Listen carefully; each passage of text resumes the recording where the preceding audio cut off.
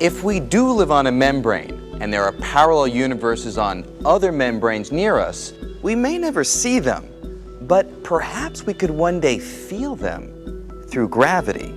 If there happens to be intelligent life on one of the membranes, then this intelligent life might be very close to us. So theoretically, and purely theoretically, we might be able to communicate with this intelligent life by exchanging strong gravity wave sources.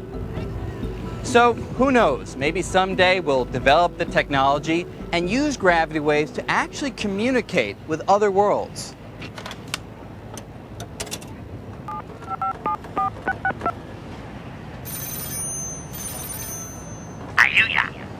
Yeah, hey, it's Brian. How you doing? Brian, what Jerry Woofalapa Jabba Simpsons? We don't really know if parallel universes could have a real impact on us. But there is one very controversial idea which says they've already played a major role. In fact, it gives them credit for our existence. As the classic story goes, the vast universe we see today was once extremely small, unimaginably small. Then, suddenly, it got bigger. A lot bigger during the dramatic event known as the Big Bang. The Big Bang stretched the fabric of space and set off the chain of events that brought us to the universe we know and love today. But there's always been a couple of problems with the Big Bang theory. First, when you squeeze the entire universe into an infinitesimally small but stupendously dense package, at a certain point, our laws of physics simply break down. They just don't make sense anymore. The formulas we use start giving answers that are nonsensical. We find total disaster. Everything breaks down, and we're stuck. And on top of this, there's the bang itself. What exactly is that? That's actually a problem. Classic form of the Big Bang theory really says nothing about what banged, what happened before it banged, or what caused it to bang. Refinements to the Big Bang theory do suggest explanations for the bang, but none of them turn the clock back completely to the moment when everything started. Most people come at this with the naive notion that there was a beginning, that somehow space and time emerged from nothingness into somethingness. Well, I don't know about you, but I don't like nothing.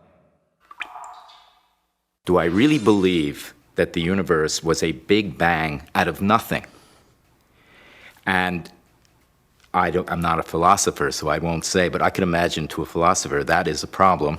But to a physicist, I think it's also a problem. Everyone admits there are problems. The question is, can string theory solve them? Some string theorists have suggested that the Big Bang wasn't the beginning at all, that the universe could have existed long before, even forever. Not everyone is comfortable with the idea. I actually find it rather unattractive to think about a universe without a beginning. It seems to me that a universe without a beginning is also a universe without an explanation. So what is the explanation? What if string theory is right, and we're all living on a giant membrane inside a higher dimensional space? One of the ideas in string theory that was particularly striking to me and suggested perhaps a new direction for cosmology is the idea of brains and the idea of brains moving in extra dimensions. Some scientists have proposed that the answer to the Big Bang riddle lies in the movements of these giant brains. It's so simple. Here's a brain on which we live, and here's another brain floating in the higher dimension. There's absolutely nothing difficult about imagining that these collide with each other. According to this idea, sometime before the Big Bang, two brains carrying parallel universes began drifting toward each other. Until all of that energy has to go somewhere. Where does it go? It goes into the Big Bang. It creates the expansion that we see, and it heats up all the particles in the universe in this big fiery mass.